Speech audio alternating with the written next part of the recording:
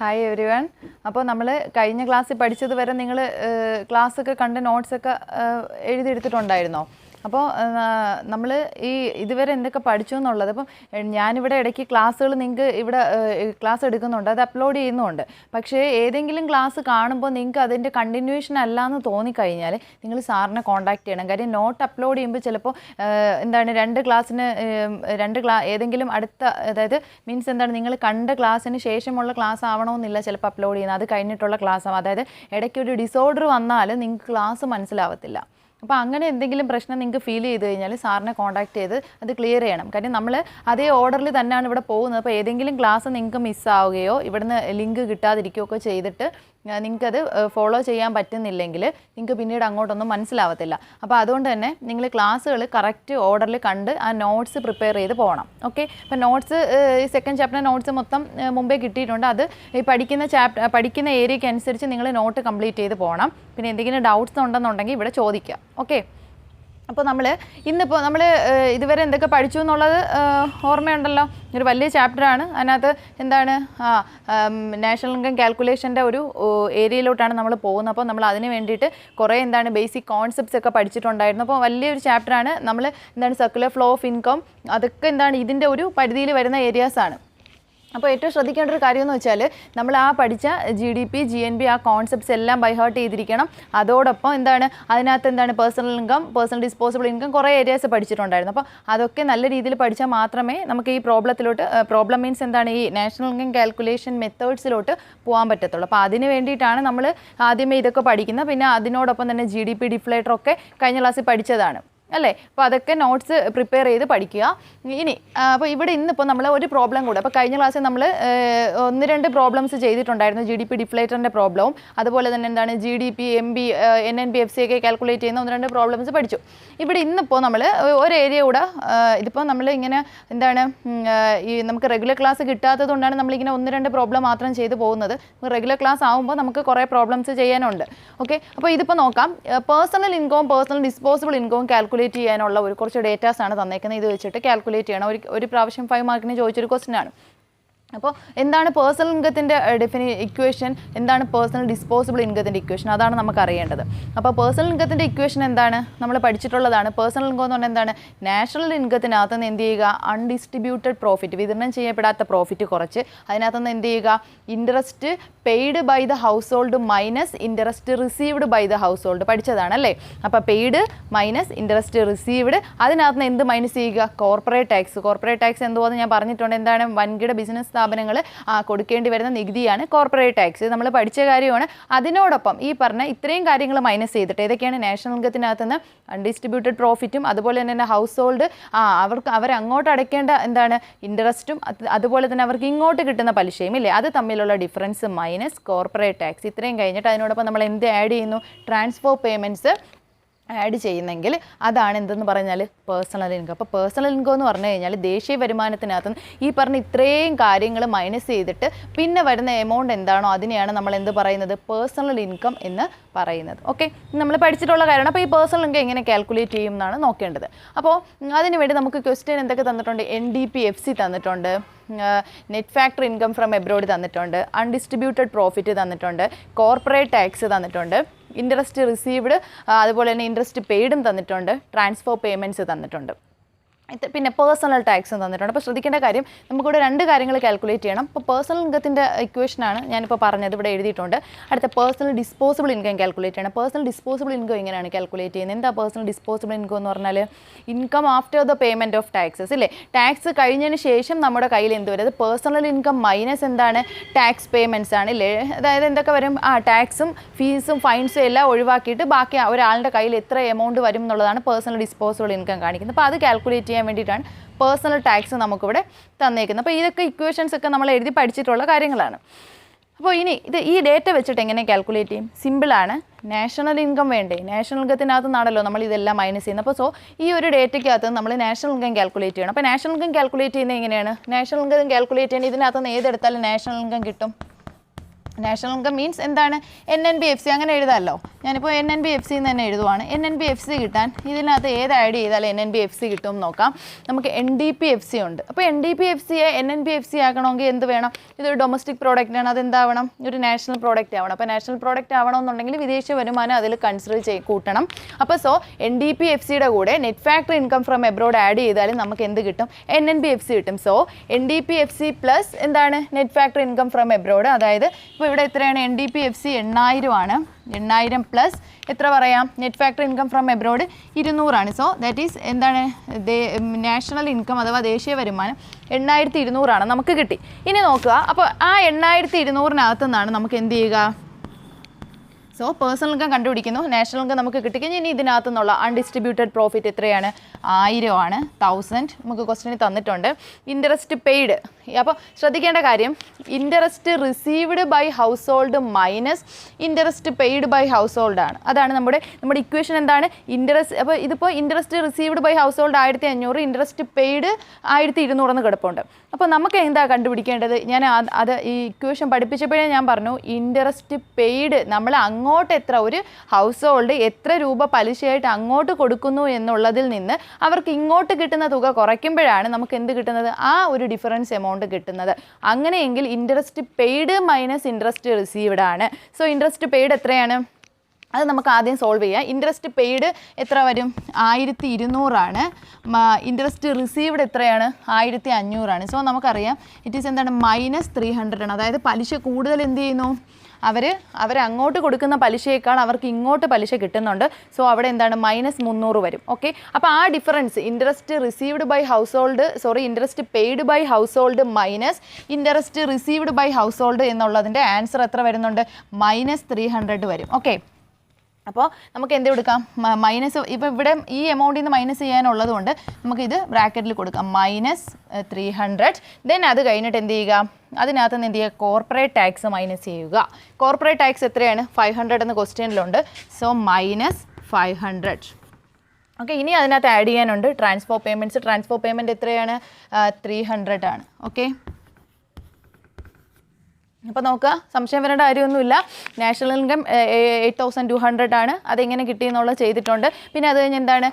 Interest paid minus interest received ആണ് ഇത് നമ്മളിവിടെ കാൽക്കുലേറ്റ് ചെയ്യേണ്ടത്. അപ്പോൾ അത് തമ്മിലുള്ള ഡിഫറൻസ് എന്ന് പറയുമ്പോൾ -300 വരുന്നു. അതിനിടയ്ക്ക് അൺഡിസ്ട്രിബ്യൂട്ടഡ് പ്രോഫിറ്റ് 1000 ആണ്. So national income minus undistributed profit minus എന്താണ്? Interest paid minus interest received. അത് ദെൻ അത് കഴിഞ്ഞ് എന്ത് ചെയ്യുക? Minus corporate tax plus transfer payments. ഇനിയിപ്പോൾ എന്താണ്? ഇത് സോൾവ് ചെയ്യണം. ഈ സോൾവ് ചെയ്യുന്നതിനുള്ള പാടെന്താ? എന്താണ്? ഇത് സോൾവ് ചെയ്യുമ്പോൾ നമുക്ക് എന്ത് വരും? ഒരു എന്താ 500 പ്ലസ് എങ്ങനെ വരും? 8200 മൈനസ് 1000 മൈനസ് 300 എന്നുള്ളത് ഇങ്ങനെ വരും. നമുക്കൊരു ഇതെല്ലാം കൂടി കാൽക്കുലേറ്റ് ചെയ്യുമ്പം 7300 എന്നുള്ള ആൻസർ വരും. സോൾവ് ചെയ്ത് നോക്കുക, 7300 എന്നുള്ള ആൻസർ വരും.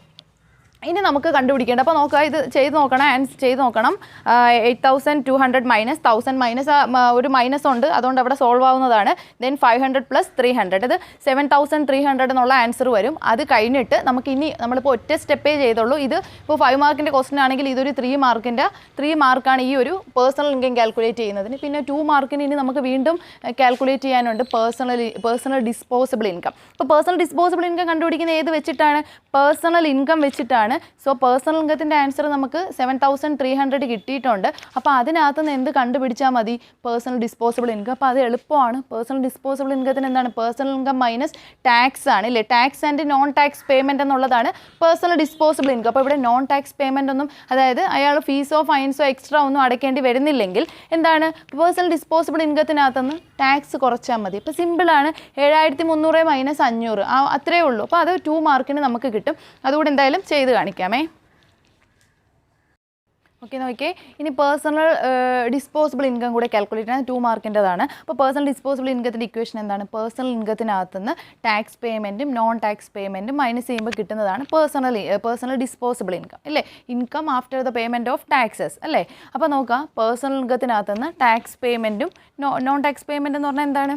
നോൺ ടാക്സ് പേയ്മെൻറ്റ്സ് എന്ന് പറഞ്ഞാൽ ഫീസും ഫൈൻസും ഒക്കെയാണ്. അപ്പോൾ നമുക്ക് ഈ ക്വസ്റ്റ്യനിൽ ഇപ്പോൾ നമുക്ക് എന്താണ് നോൺ ടാക്സ് പേയ്മെൻറ്റ്സ് ഒന്നും തന്നിട്ടില്ല. അപ്പോൾ നമുക്ക് ടാക്സ് മാത്രമേ തന്നുള്ളൂ. Tax payment, personal personal tax എന്ന് പറഞ്ഞിട്ട് 500 മാത്രമേ തന്നിട്ടുള്ളൂ. അപ്പോൾ ആ കണക്കിനാണെങ്കിൽ നമ്മൾ പേഴ്സണൽ ഇൻകം നമ്മൾ ഓൾറെഡി കണ്ടുപിടിച്ചു 7300. അപ്പോൾ അതിനകത്തുനിന്ന് എന്ത് ചെയ്യുക, പേഴ്സണൽ ടാക്സ് ആയിട്ടുള്ള 500 മൈനസ് ചെയ്യുക. അപ്പോൾ നമുക്ക് എന്ത് കിട്ടും, പേഴ്സണൽ ഡിസ്പോസിബിൾ ഇൻകം കിട്ടും. Personal disposable income is equal to എന്താണ് 6800 എന്നുള്ള എമൗണ്ട് കിട്ടും. അപ്പോൾ നമ്മളിപ്പോൾ പേഴ്സണൽ ഇൻകം കണ്ടുപിടിച്ചു, പേഴ്സണൽ ഡിസ്പോസിബിൾ ഇൻകം കണ്ടുപിടിച്ചപ്പോൾ സിമ്പിളാണ്. നമുക്ക് ഇക്വേഷൻ അറിയാമെന്നുണ്ടെങ്കിൽ അല്ലേ, അതിൻ്റെ ഇക്വേഷൻസ് അറിയാമെന്നുണ്ടെങ്കിൽ നമുക്ക് എളുപ്പത്തിൽ ഡേറ്റ കിട്ടിയാൽ നമുക്ക് വാല്യൂ കണ്ടുപിടിക്കാൻ പറ്റും. അപ്പോൾ 5 മാർക്കിൻ്റെ ക്വസ്റ്റ്യനാണ്, 3 മാർക്കിൻ്റെ പ്രോബ്ലമാണ് പേഴ്സണൽ ഇൻകത്തിൻ്റെ ഇക്വേഷൻ. അതിൻ്റെ ആ ഒരു ഇക്വേഷൻ വലുതാണ്, അപ്പോൾ അത് വെച്ചിട്ട് ചെയ്യുക. ദെൻ അത് കഴിഞ്ഞിട്ട് പേഴ്സണൽ ഡിസ്പോസിബിൾ ഇൻകം. ഓക്കെ, അപ്പോൾ ഈ പ്രോബ്ലം അപ്പോൾ നമ്മളിപ്പോൾ എന്താണ് NNB കണ്ടുപിടിക്കുന്നത്, GDP MB അങ്ങനെ കുറേ പ്രോബ്ലംസ് ചെയ്തിട്ടുണ്ടായിരുന്നു. അത് പല രീതിക്ക് ഇക്വേഷൻ വെച്ച് കണ്ടുപിടിക്കുക. അപ്പോൾ തന്നിരിക്കുന്ന ഡേറ്റയ്ക്കകത്ത് ഉള്ളത് ഏതാണോ അത് വെച്ച് നമ്മൾ എന്ത് ചെയ്യുക, സെറ്റ് ചെയ്തെടുക്കുക. അപ്പോൾ ഇതിൻ്റെ കുറേ മോഡൽ ക്വസ്റ്റ്യൻസ് ഒക്കെ ടെക്സ്റ്റിലും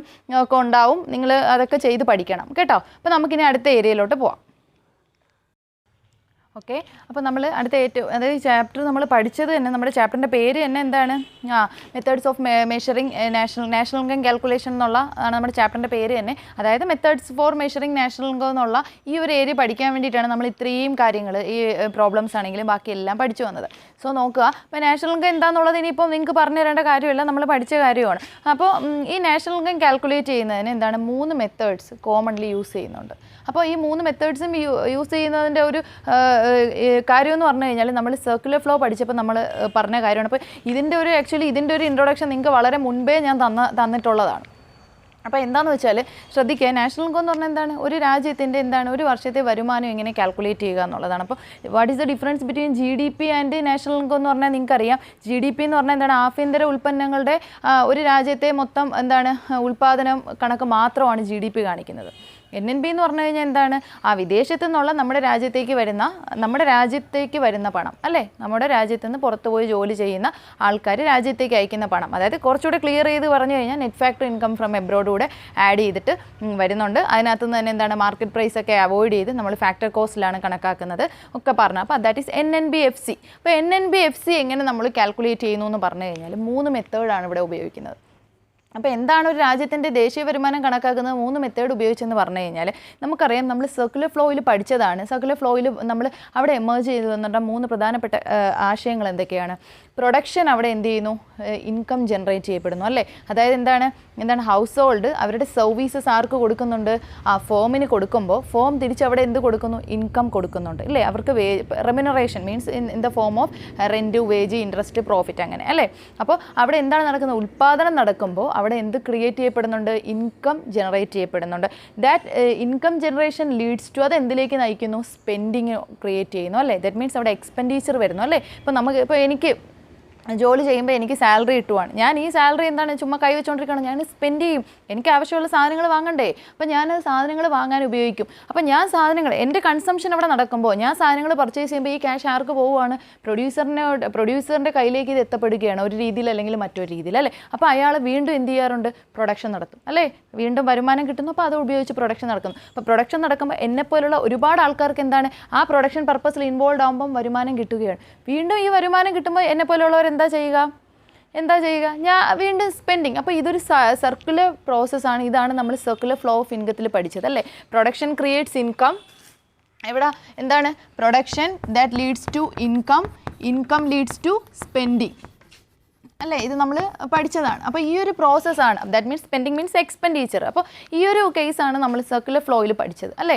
അപ്പോൾ ഇത് വെച്ചിട്ട് ഇപ്പോൾ അതായത് കറക്റ്റ് പറഞ്ഞു കഴിഞ്ഞാൽ എത്രത്തോളം ഉൽപ്പാദനം ഒരു എക്കോണമിയിൽ നടക്കുന്നു അതിന് ഈക്വൽ ആയിട്ടുള്ള ഇൻകം അവിടെ ജനറേറ്റ് ചെയ്യപ്പെടുന്നു അല്ലേ. എത്ര വർക്കേഴ്സിനെ ജോലിക്ക് എടുക്കുന്നു, അവർ എത്ര പേര് ജോലി ചെയ്യുന്നു, അതിനനുസരിച്ച് ഉൽപ്പാദനം നടക്കുന്നുണ്ട്. ആ എത്ര ഉൽപ്പാദനം നടക്കുന്നു അതിന് തുല്യമായ റെമ്യൂണറേഷൻ അവർക്ക് കൊടുക്കണ്ടേ.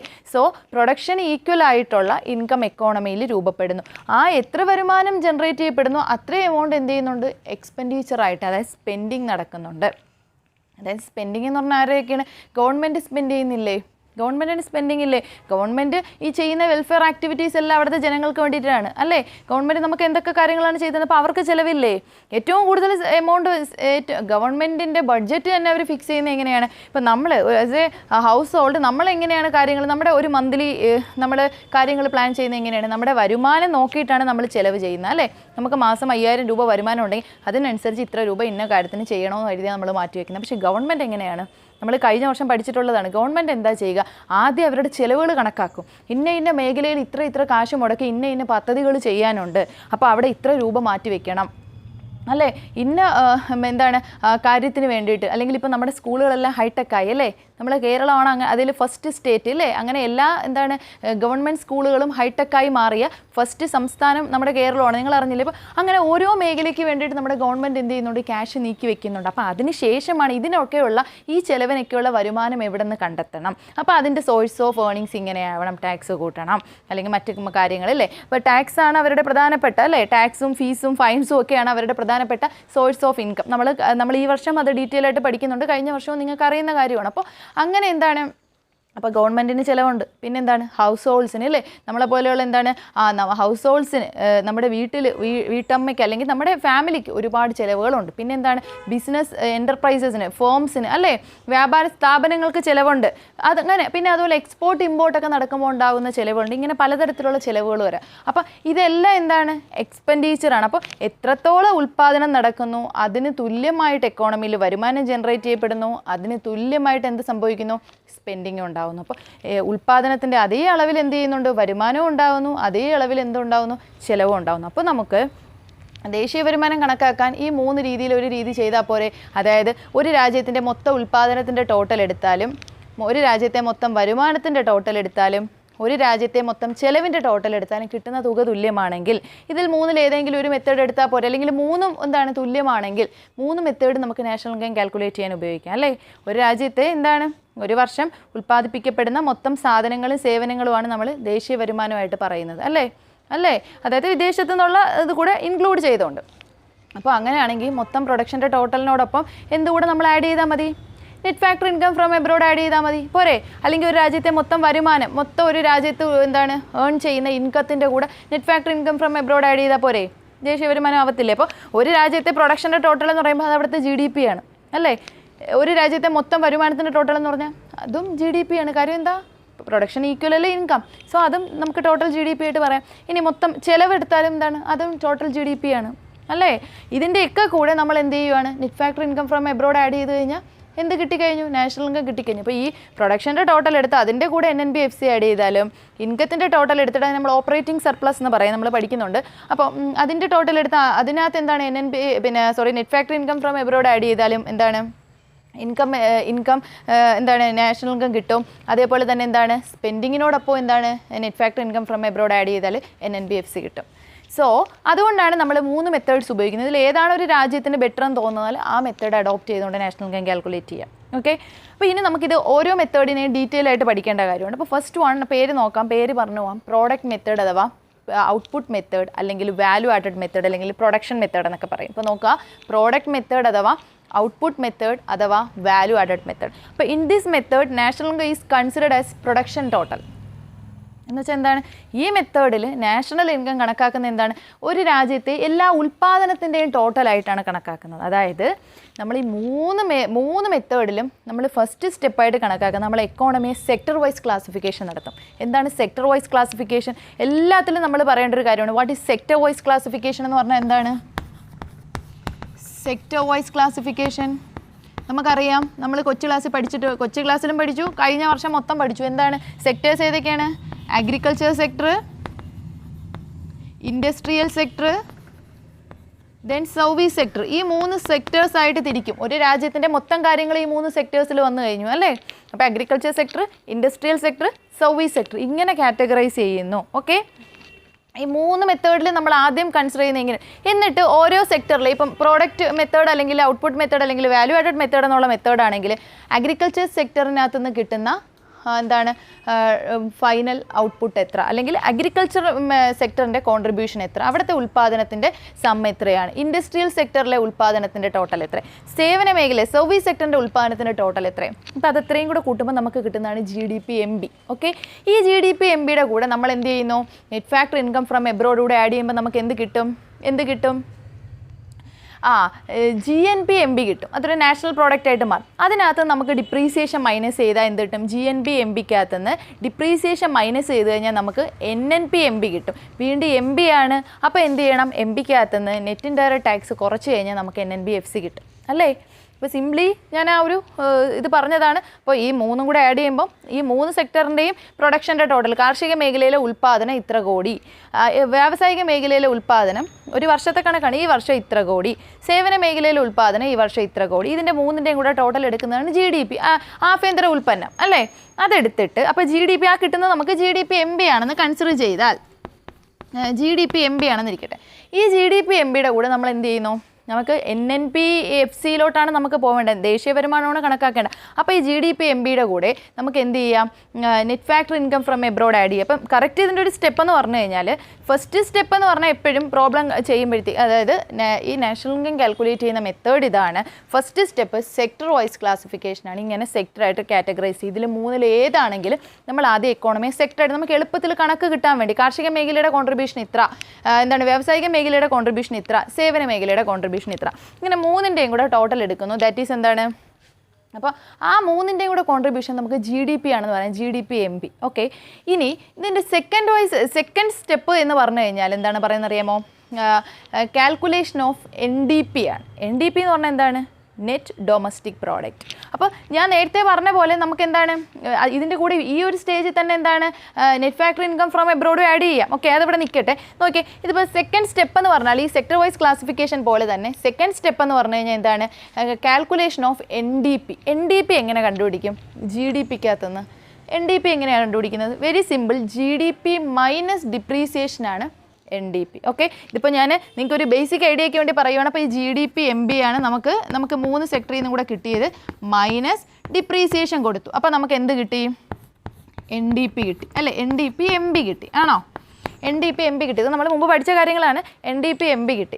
ഇനിയിപ്പോൾ എന്താ വേണ്ടത്, ഇനി നമുക്ക് എന്താണ് net factor income from abroad കൊടുക്കാം. നെക്സ്റ്റ് എന്താണ്, എസ്റ്റിമേഷൻ ഓഫ് എന്താണ് NNP-FC എന്നുള്ള ഒരു കോൺസെപ്റ്റ് കൊടുക്കുക. അപ്പോൾ ഞാൻ നേരത്തെ ഇങ്ങനെ പറഞ്ഞപ്പോൾ നിങ്ങളിങ്ങനെ ഡൗട്ട് അടിച്ചിരിക്കുമായിരിക്കും, GDP MB കിട്ടി, അതിന് കൂടൊപ്പം എന്താണ് net factor income from abroad add ചെയ്യാമെന്ന് ഞാൻ ആദ്യം പറഞ്ഞു. അങ്ങനെയും ചെയ്യാം, നോ പ്രോബ്ലം. ഇപ്പം നിങ്ങൾക്ക് ഇങ്ങനെ സ്ട്രിക്റ്റ് ഓർഡർ എന്നല്ല, പക്ഷേ ബേസിക്കലി നമ്മൾ എപ്പോഴും കാൽക്കുലേറ്റ് ചെയ്യുന്ന ഈ ഒരു ഫോമാറ്റിലാണ്. ഇനി ഞാൻ നേരത്തെ പറഞ്ഞ പോലെ GDP MBയിൽ നിന്ന് net factor income from abroad add ചെയ്താൽ ഇങ്ങനെ വരും, GDP MB ആണ്. അതിൻ്റെ കൂടെ അടുത്ത സ്റ്റെപ്പിൽ നിങ്ങളിപ്പോൾ നെറ്റ് ഫാക്ടറി പ്രോബ്ലം ചെയ്യുമ്പോൾ നമുക്ക് ഏത് രീതിക്കും ചെയ്യാം, net factor income from abroad add ചെയ്യുവാണ്. എന്താ കിട്ടുന്നത് ഇവിടെ, GNP-MB ആവും അല്ലേ. ഈ ഡൊമസ്റ്റിക് പ്രോഡക്റ്റ് എന്താവും, ഇത് വരുമ്പോഴത്തേക്കും നാഷണൽ പ്രോഡക്റ്റായി മാറും, GNP-MB ആയി മാറും. എന്നാലും നമ്മൾ എന്ത് ചെയ്യണം, ഇതിനകത്തുനിന്ന് എന്ത് ചെയ്യണം, NNP-ലോട്ട് പോവണ്ടേ. സോ നമ്മൾ NNP എങ്ങനെ കണ്ടുപിടിക്കും, ഇതിനകത്തുനിന്ന് NNP is equal to NNP, ഇതിപ്പം GDP MB plus net factor income from abroad എന്ന് പറയുമ്പം GNP-MB കിട്ടി അല്ലേ. ഇനി ഇതിനകത്ത് നമുക്ക് NNP-MB നമുക്ക് എങ്ങനെ കണ്ടുപിടിക്കാം, NNP-MB is equal to NNP-MB എങ്ങനെ നമുക്ക് കണ്ടുപിടിക്കാം ഇതിനകത്തുനിന്ന്, ഈ GNP-MB മൈനസ് ഗ്രോസും നെറ്റും അല്ലേ, എന്താ വേണ്ടത്, മൈനസ് ഡിപ്രീസിയേഷൻ കൊടുക്കുമ്പോൾ നമുക്ക് NNP-MB കിട്ടും, ആണോ, കിട്ടത്തില്ലേ. ഇതിനകത്തുനിന്ന് ഇനി എന്ത് ചെയ്യുക, NNP-MBക്കകത്തുനിന്ന് എന്ത് കുറയ്ക്കണം, നെറ്റ് ഇൻഡയറക്റ്റ് ടാക്സ് കുറച്ചാൽ നമുക്ക് എന്ത് കിട്ടും, NNP-FC കിട്ടൂലേ. ഈ ഒരു പാറ്റേണാണ് ഞാൻ ആദ്യം പറഞ്ഞത്. അപ്പോൾ ഇതിനകത്ത് കൺഫ്യൂഷനൊന്നും വേണ്ട, ഈ രീതിക്കും ചെയ്ത് കാണിക്കാം, ആ രീതിക്കും ചെയ്യാം. പക്ഷേ അതാണ് കറക്റ്റ് ഒരു എക്സാക്ട് മോഡൽ എന്ന് നമുക്ക് പറയുന്നത് ഇതാണ്. അപ്പോൾ ഞാനിപ്പോൾ പറഞ്ഞത് ശ്രദ്ധിക്കുക, GDP-MB നമ്മൾ ഈ 3 സെക്ടറിൽ നിന്നും കൂടെ ആൻസർ നമ്മൾ കാൽക്കുലേറ്റ് ചെയ്തെടുത്തു. എന്നിട്ട് ആ GDP-MBയുടെ കൂടെ നമുക്ക് പെട്ടെന്ന് തന്നെ net factor income from abroad add ചെയ്ത് അതിനെ എന്താണ് നാഷണൽ പ്രോഡക്റ്റ് ആക്കണമെങ്കിൽ നമ്മൾ എന്ത് ചെയ്യുന്നു, നമുക്ക് വാല്യൂ ഉണ്ടായിരിക്കും. നെറ്റ് ഫാക്ടറി ഇൻകം ഫ്രം എബ്രോഡൂടെ ആഡ് ചെയ്യുമ്പോൾ അത് GNP-MB ആയി മാറുന്നു. ഈ GNP-MBക്കകത്തുനിന്ന് ഡിപ്രീസിയേഷൻ നമ്മൾ കുറച്ച് കഴിയുമ്പോൾ നമുക്കത് എന്താണ് NNP-MB ആയി മാറിക്കഴിഞ്ഞാൽ അതിന് വളരെ നെക്സ്റ്റ് സ്റ്റെപ്പ് കൂടെ കഴിഞ്ഞ് കഴിഞ്ഞാൽ അതിന് നമുക്ക് നാഷണൽ ഇൻകം ആക്കി കിട്ടും. അപ്പോൾ ആ NNP-FCക്കകത്ത് NNP-MBയിൽ നിന്ന് നെറ്റ് ഇൻഡയറക്റ്റ് ടാക്സ് കുറച്ച് കഴിഞ്ഞാൽ നമുക്ക് എന്ത് കിട്ടും, NNP-FC കിട്ടും. എളുപ്പമല്ലേ. ഇത് ബേസിക്കലി ഇത് തന്നെയാണ് ഇവിടെയും പറയുന്നത്, ഒന്ന് തിരിച്ച് പറയുന്നതേ ഉള്ളൂ. നോക്കുക, ഇവിടെ ഇപ്പോൾ പറഞ്ഞത് എങ്ങനെയാണ്, സെക്ടർ ഇതാണ് ഞാൻ ആദ്യം പറഞ്ഞതുകൊണ്ടാണ് ഞാൻ ഈ ഒരു പാറ്റേൺ തന്നെ പറഞ്ഞത്, നിങ്ങൾക്ക് കൺഫ്യൂഷൻ വരാതെ. സെക്ടർ